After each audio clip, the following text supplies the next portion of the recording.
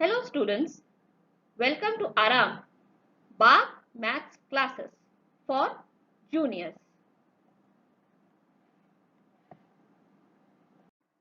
Hello बच्चों, आज हम अपने सेशन के आखिरी स्टेज पे आ चुके हैं। हम लोग ने अभी तक इंटीजर्स में इंटीजर्स क्या है सीखा, एडिशन सीखा, सब्ट्रैक्शन सीखा, मल्टीप्लिकेशन सीखा और आज हम अपने आखिरी सेशन में हम डिवीजन सीखेंगे।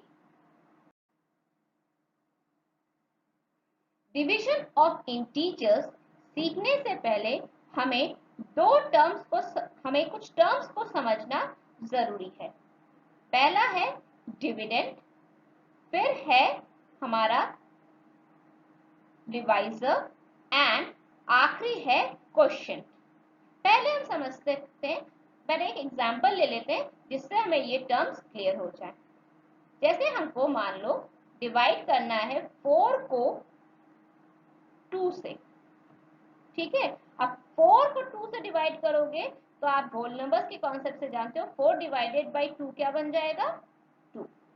तो इसका मतलब क्या है, the number to be divided, the number to be divided मतलब जिस नंबर को डिवाइड करना है उसको क्या कहते हैं, डिविडेंड। इसका मतलब यहाँ 4 क्या है, 4 है dividend. The number which divides, जिस नंबर से डिविडेंड को डिवाइड करना है उसको क्या कहते हैं, डिवाइजर। और जो आंसर आता है, the result of the division, उसको हम क्या कहते हैं, क्वोशिएंट।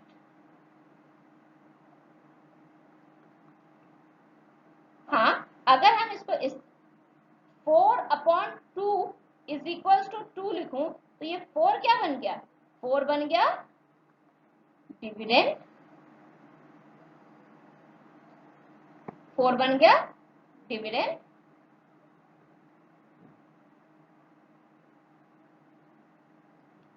ये 2 क्या हो गया, डिवाइजर,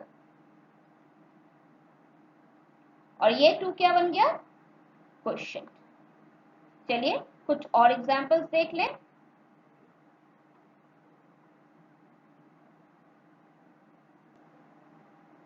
जैसे हमें डिवाइड करना है 10 को divided by 5 is equals to answer आएगा 2। तो ये 10 क्या हो गया हमारा डिविडेंड, करेक्ट। ये 5 क्या हो गया हमारा डिवाइजर, और ये 2 क्या हो गया हमारा क्वोशिएंट। ठीक है बच्चों, अब मुझे लगता है आपको ये तीनों टर्म्स क्लियर हो गए होंगे। चलिए बच्चों, अगर आपको कॉन्सेप्ट समझ में आ गया है उन तीनों टर्म्स का, तो हम जरा रूल समझ लेते हैं। सबसे पहला रूल है, the quotient of two integers both positive और both negative is a positive integer equal to the quotient of the corresponding absolute values of the integers। कहने का मतलब है, for dividing two integers with like signs, that is either both positive or both negative signs, we divide their values regardless of the signs and put a plus sign to the quotient। कुछ tough नहीं है, सीधा है। अगर बच्चों हमारे पास दो positive integers हो या दो नेगेटिव इंटीजर्स हो तो उनका साइन हमेशा क्या होगा, पॉजिटिव होगा। और डिवाइड करते समय हम क्या करेंगे, हम उन दोनों की एब्सोल्यूट वैल्यू को डिवाइड करेंगे। फॉर एग्जाम्पल यहां मेरे पास है 12, एक पॉजिटिव इंटीजर है जिसको मैं डिवाइड कर रही हूं एक पॉजिटिव इंटीजर 4 से। तो मेरा आंसर क्या होगा, दोनों पॉजिटिव इंटीजर है तो मेरा आंसर भी एक पॉजिटिव इंटीजर होगा। अब लेकिन वैल्यू क्या होगी, जब मैं 12 की एब्सोल्यूट वैल्यू क्या है 12 और 4 की एब्सोल्यूट वैल्यू क्या है 4। तो आंसर क्या होगा 12 डिवाइडेड बाय 4 और 12 डिवाइडेड बाय 4 कितना होता है 3 आया।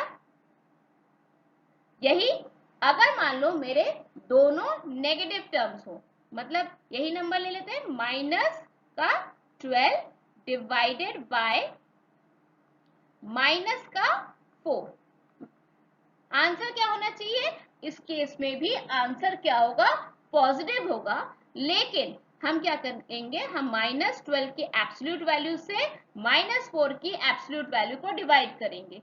तो इसका मतलब क्या -12 की एब्सोल्यूट वैल्यू क्या है 12 और -4 की एब्सोल्यूट वैल्यू क्या है 4 और पूरे का आंसर क्या होगा प्लस में आंसर होगा। सो क्या होगा आंसर 3। तो अगर मेरे पास चाहे दोनों पॉजिटिव वैल्यूज हो या दोनों नेगेटिव वैल्यूज हो, मेरा आंसर हमेशा एक पॉजिटिव इंटीजर ही होगा। आपको क्या पहला रूल क्लियर है? चलिए अब हम अपना दूसरा रूल समझते हैं। दूसरा रूल क्या कहता है? कहता है the question of a positive and a negative integer. पिछले रूल में हमने दोनों पॉजिटिव इंटीजर्स या दोनों इंटीजर नेगेटिव होने की बात की थी, लेकिन यहाँ क्या कह रहे हैं यहाँ या एक पॉजिटिव और दूसरा नेगेटिव हो या पहला नेगेटिव और दूसरा पॉजिटिव हो तब क्या करना है। तो पढ़ते the question of a positive and a negative integer is a negative integer and its absolute value is equal to the quotient of the corresponding absolute value of integers। या फिर क्या कह सकते हैं dividing integers for dividing integers with unlike signs। मतलब क्या है एक पॉजिटिव हो एक नेगेटिव हो या फिर दूसरा नेगेटिव हो और पहला पॉजिटिव हो। We divide their values regardless of their sign and give minus sign to the quotient। इसका मतलब क्या हुआ मोटी मोटी भाषा में इसका मतलब समझते हैं कि पहला नंबर हमारा पॉजिटिव हो, हमारा डिविडेंड पॉजिटिव हो और हमारा डिवाइजर नेगेटिव हो तो क्वोशिएंट क्या होगा नेगेटिव होगा। या फिर हमारा डिविडेंड नेगेटिव हो और हमारा डिवाइजर पॉजिटिव, इस केस में भी हमारा क्वोशिएंट की साइन क्या होगा नेगेटिव। लेकिन पिछले रूल की तरह ही इस रूल में भी हमें वैल्यू की एब्सोल्यूट वैल्यू ले लेनी है। जैसे मान लो मेरा पहला टर्म है पॉजिटिव 4 डिवाइडेड बाय -4 है, ठीक 4 डिवाइडेड बाय -4 है तो पहले हम साइन डिसाइड करते हैं। तो साइन क्या होगा 12 एक पॉजिटिव वैल्यू है -4 एक नेगेटिव वैल्यू है तो हमारा रिजल्ट क्या होगा नेगेटिव, ठीक। और अब 12 की एब्सोल्यूट वैल्यू होती है 12 डिवाइडेड बाय -4 की एब्सोल्यूट वैल्यू होती है 4 तो -3। क्लियर है? तो आंसर आया -3। यही चीज अगर हमारी पहली वैल्यू नेगेटिव हो जाए जैसे कि -12, उसको हम डिवाइड करें एक पॉजिटिव वैल्यू जैसे कि हमने यहां लिया 4 तो हमारा रिजल्ट क्या होगा ये एक नेगेटिव टर्म है ये एक पॉजिटिव, ये -12 हमारा एक नेगेटिव टर्म है और 4 हमारा एक पॉजिटिव टर्म है। तो इसका -12 का एब्सोल्यूट वैल्यू क्या हो गया 12, 4 की एब्सोल्यूट वैल्यू हो गई 4, लेकिन रिजल्ट क्वोशिएंट का साइन क्या हो जाएगा माइनस। तो आंसर क्या आया -3। ठीक है, तो ये कॉन्सेप्ट है। ये दो रूल्स हम होल्ड करते हैं। बच्चों अगर आपको डिवीजन के रूल्स और डिवीजन के टर्म्स क्लियर हो गए हैं तो चलिए कुछ प्रॉपर्टीज हैं जो डिवीजन की होती हैं उनको हम समझते हैं। सबसे पहली प्रॉपर्टी है if a and b are integers, मतलब डिवाइजर और डिविडेंड और डिवाइजर दोनों अगर इंटीजर्स हैं तो ये जरूरी नहीं है कि उनका आंसर भी एक इंटीजर हो। It is not then a divided by b, मतलब जो क्वेश्चन हो वो इंटीजर होना जरूरी नहीं है। चलिए अपनी बात को हम प्रूव करते हैं। फॉर एग्जाम्पल मैंने डिवाइड किया 4 को 2 से, तो आंसर क्या होगा जल्दी बताओ। जी हाँ, तो आंसर होगा 2।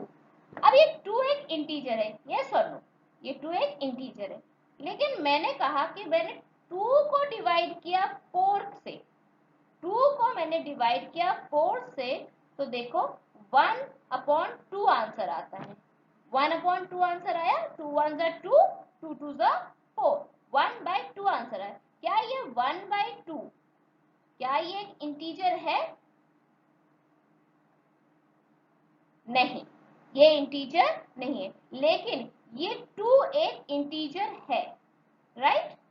ये 2 एक इंटीजर है, तो इसका मतलब पहला रूल प्रॉपर्टी क्या है कि a को b से डिवाइड करे तो क्वेश्चन जरूरी नहीं कि वो एक इंटीजर हो या नहीं। पहला रूल क्लियर है? ओके, चलो फिर दूसरा रूल कहता है कि अगर हम a को a से डिवाइड करें और a की वैल्यू 0 ना हो, अगर हम a को a से डिवाइड करें और a की वैल्यू 0 के बराबर ना हो, तो आंसर हमेशा क्या आएगा? 1 आएगा। मतलब 2 को मैंने मान लो 2 से डिवाइड किया, तो देखो जितना है हमारा आंसर क्या था? 1। अगर नेगेटिव वैल्यू ले, -2 को -2 से डिवाइड करें, रूल क्या है? नेगेटिव नेगेटिव का आंसर पॉजिटिव होता है, तो दोनों केस में देखो आंसर क्या है? 1। और यहाँ हमारी a की वैल्यू क्या थी? 2 थी एक बार, और एक बार a की वैल्यू -2 थी। लेकिन दोनों केसेस में, जैसे पहले वाले केस में हमने 2 लिया और दूसरे वाले केस में हमने -2 लिया, लेकिन दोनों की वैल्यू ऑफ a सेम थी। The same value of integers with same sign, value of integer भी सेम हो और साइन भी सेम हो, और अगर ऐसे दो टर्म्स को आपस में डिवाइड करते हैं तो रिजल्ट हमेशा क्या आएगा? 1 आएगा। रिजल्ट हमेशा 1 आएगा। चलिए अगली प्रॉपर्टी देखते हैं। अगर हम किसी भी इंटीजर को, चाहे वो पॉजिटिव हो या नेगेटिव हो, हम 1 से डिवाइड करते हैं तो वो इंटीजर हमें वापस मिल जाएगा। फॉर एग्जाम्पल मैंने -3 को डिवाइड किया 1 से, तो आंसर क्या आएगा? -3 ही आएगा। या फिर मैंने 2 को डिवाइड किया 1 से, तो आंसर क्या आएगा? 2 ही आएगा। दोनों केस में देखो जो हमारी a की वैल्यू थी वही हमें वापस मिली। इसका मतलब क्या है? कोई भी इंटीजर अगर हम 1 से डिवाइड करते हैं तो वो ही इंटीजर हमें वापस मिलता है। ठीक। अब अगर हम 0 से किसी भी इंटीजर को डिवाइड करें, 0 से किसी भी इंटीजर को डिवाइड करें तो क्या होगा? आंसर क्या होगा? 0। मतलब हम डिवाइड ही नहीं कर पाए, हम 0 करेंगे, 0 हो जाएगा। लेकिन अगर हम 0 को किसी भी इंटीजर, मतलब हमारा डिविडेंड 0 हो और हमारा डिवाइजर क्या हो? हमारा डिविडेंड क्या हो? 0 हो, और हमारा डिवाइजर क्या हो? कोई भी इंटीजर पॉजिटिव या नेगेटिव, तो उसका रिजल्ट या फिर क्वेश्चन क्या आएगा? वो हमेशा 0 आएगा। कहने का मतलब, फॉर एग्जाम्पल देखते हैं, अगर 0 को डिवाइड कर रहे हैं 2 से तो क्या होगा आंसर? 0। अगर 0 को डिवाइड कर रहे हैं -5 से तो भी आंसर होगा 0। 0 को अगर हम किसी भी नंबर से डिवाइड करते हैं, तो फॉर एग्जाम्पल हमने लिया -1, तो भी आंसर होगा 0। लेकिन किसी भी इंटीजर को अगर हम 0 से डिवाइड करते हैं तो वो नॉट डिफाइंड हो जाएगा, नॉट डिफाइंड या फिर अनडिफाइंड हो जाएगा। मतलब ऐसी कोई वैल्यू पॉसिबल नहीं है, ऐसी कोई वैल्यू पॉसिबल नहीं है। मतलब 2 को क्या हम किसी नंबर को 0 से डिवाइड कर सकते हैं? नहीं डिवाइड कर सकते। सो नॉट डिफाइंड हमारा आंसर हो जाएगा। चाहे वो पॉजिटिव इंटीजर हो या नेगेटिव इंटीजर हो, हम किसी भी इंटीजर को 0 से डिवाइड नहीं कर सकते। बच्चों, अभी तक हमने इंटीजर्स के एडिशन में क्या करना है, सब्ट्रैक्शन में कैसे हैंडल करना है, मल्टीप्लिकेशन में कैसे हैंडल करना है और डिवीजन के केस में ऑपरेटर्स को कैसे हैंडल करना है समझा है, राइट। अब हम समझेंगे BODMAS। BODMAS से हम किसी भी कॉम्प्लेक्स से कॉम्प्लेक्स इक्वेशन को इजीली सॉल्व कर सकते हैं। BODMAS कुछ नहीं है, बस ये हमें सिखाता है किस सीक्वेंस में हमें एक पर्टिकुलर क्वेश्चन को सॉल्व करना है या पर्टिकुलर एक्सप्रेशन, न्यूमेरिक इक्वेशन को या न्यूमेरिक एक्सप्रेशन को सॉल्व करना है, जिससे हम एकदम हमारा सारे स्टेप्स आसान हो और हमारा आंसर एकदम एक्यूरेट हो। BODMAS का शब्द जिस सीक्वेंस में सॉल्व किया जाता है उसी सीक्वेंस में लिखा गया है। सबसे पहला टर्म होता है वेनिकुलम। वेनिकुलम का सिंबल है कोई भी इंटीजर हो उसके ऊपर अगर हम ये बार लगा दें तो इसको कहते हैं वेनिकुलम। इसको क्या कहते हैं? वेनिकुलम। अब इस केस में जो हमारे इंटीजर्स हैं वो पॉजिटिव भी हो सकते हैं, नेगेटिव। यहाँ जो ए है, मैं पहले ही बता दूं, जो ए वर्ड ले रही हूँ या फिर कोई भी इंटीजर के लिए लेटर ले रही हूँ उसमें हम पॉजिटिव को भी इंक्लूड कर रहे हैं, नेगेटिव को भी इंक्लूड कर रहे हैं और 0 को भी इंक्लूड कर रहे हैं।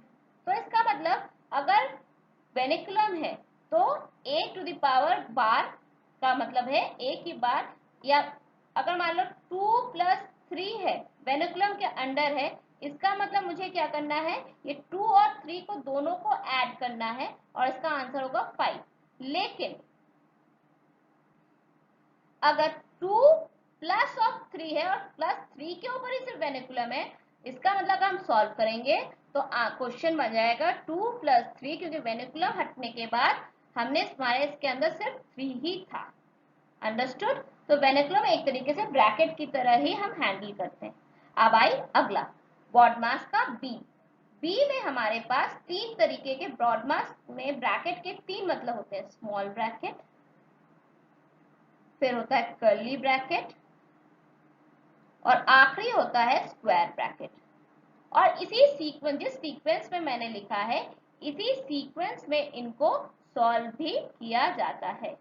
हम क्वेश्चंस में इनका एप्लीकेशन देखेंगे, जब हम क्वेश्चन सॉल्व करेंगे इसका एप्लीकेशन देखेंगे।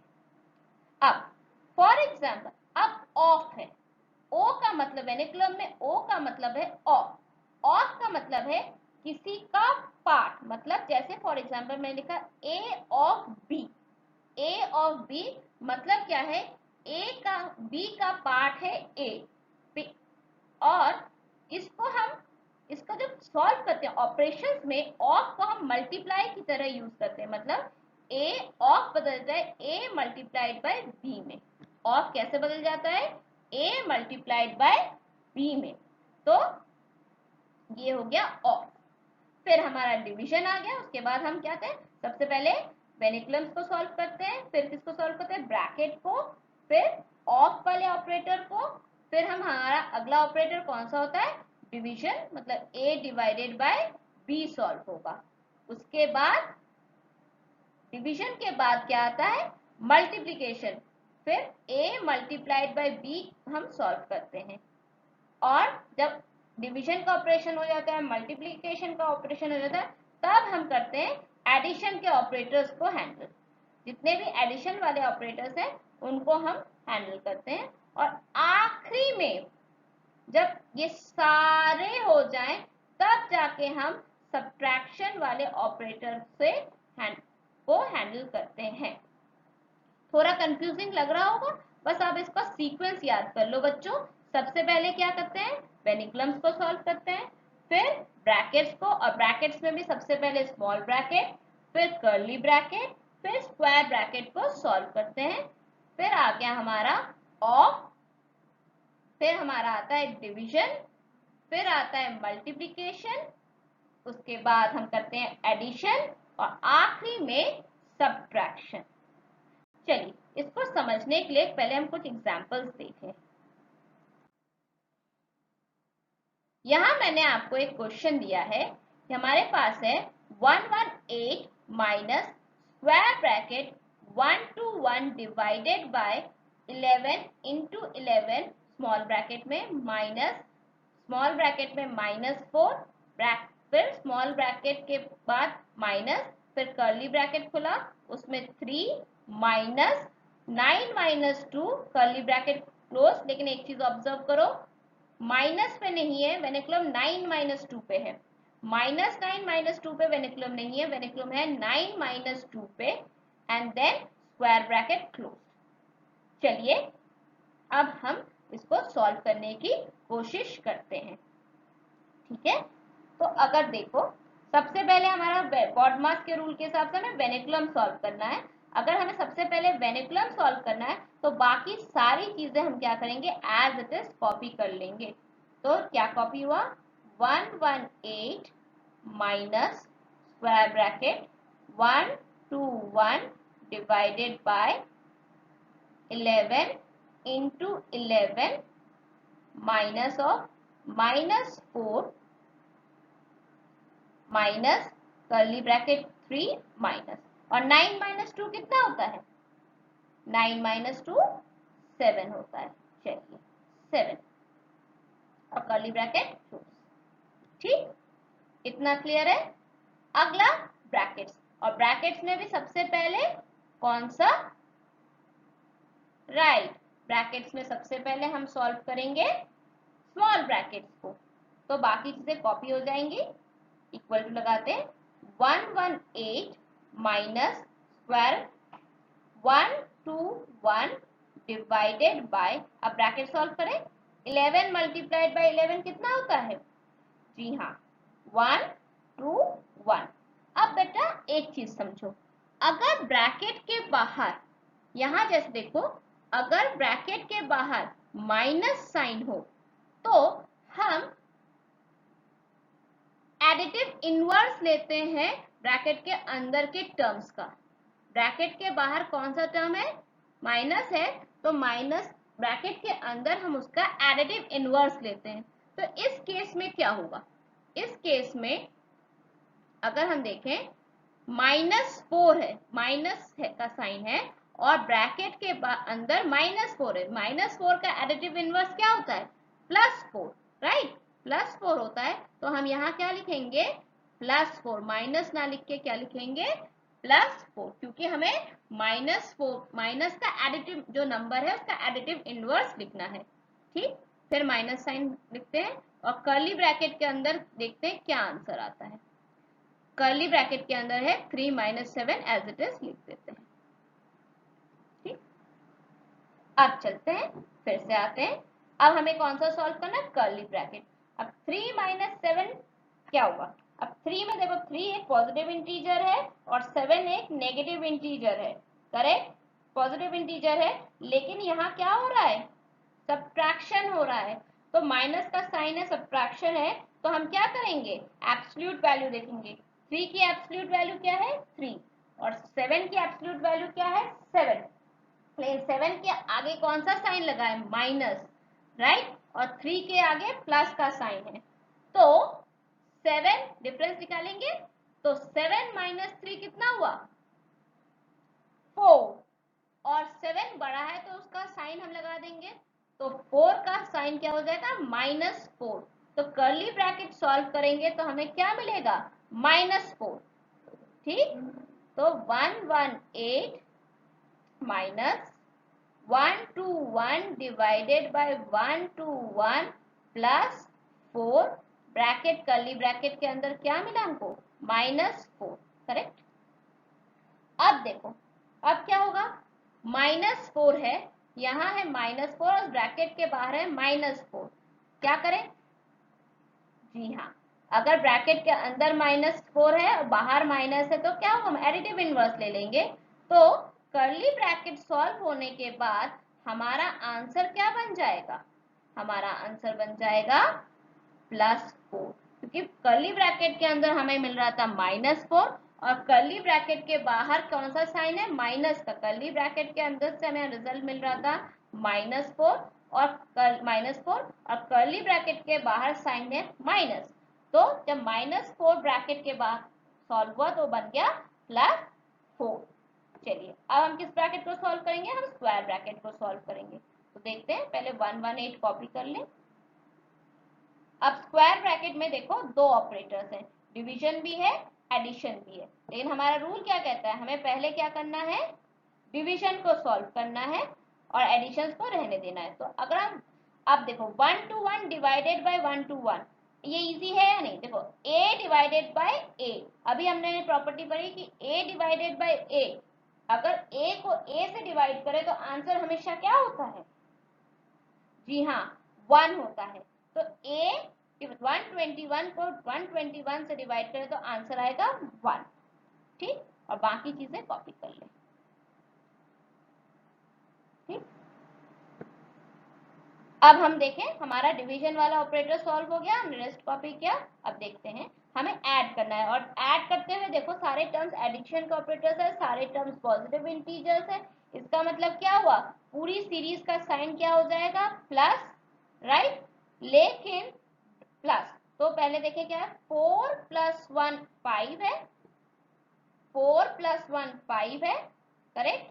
4 + 1 5, 5 + 4 9, आंसर आया 9। लेकिन ब्रैकेट के बाहर अगर अच्छे से देखो एक माइनस का साइन है, मतलब क्या है? अंदर है +9 और ब्रैकेट के बाहर है माइनस। और हमने अभी क्या समझा कि ब्रैकेट के बाहर अगर माइनस होता है, साइन होता है, तो हम क्या करते हैं? अंदर हम उसका एडिटिव इनवर्स ले लेते हैं। तो 9 का एडिटिव इनवर्स क्या होगा?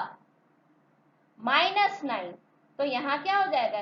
118 माइनस ऑफ 9, 118 माइनस ऑफ 9। जब 118 माइनस ऑफ 9 हो गया तो हमारा अब कौन सा आखिरी ऑपरेटर कौन सा हुआ? आखिरी ऑपरेटर हुआ हमारा सब्ट्रैक्शन का, क्योंकि यहाँ माइनस का साइन है। तो हमारा आखिरी ऑपरेटर आ गया -9 और 118 -9 करें तो क्या होगा? दोनों पॉजिटिव है तो सिर्फ डिफरेंस निकालना है। तो 118 -9 क्या बन गया? 109। तो अब हमने जो ऊपर सिंप्लीफाई किया, इसका फाइनल आंसर क्या आया? 109। ठीक है, आपको क्लियर हुआ? नहीं क्लियर हो गया ना? चलिए बच्चों, हमने आज अपने सारे टॉपिक्स कवर कर लिए हैं जो कि हमें इंटीजर्स में समझने थे। उम्मीद करती हूँ आपको क्लियर हुआ होगा।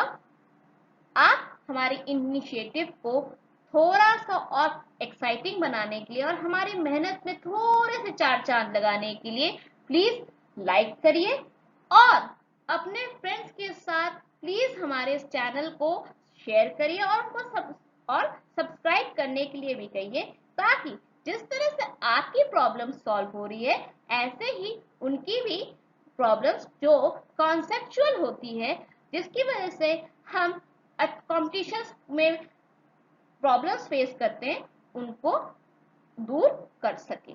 Thank you.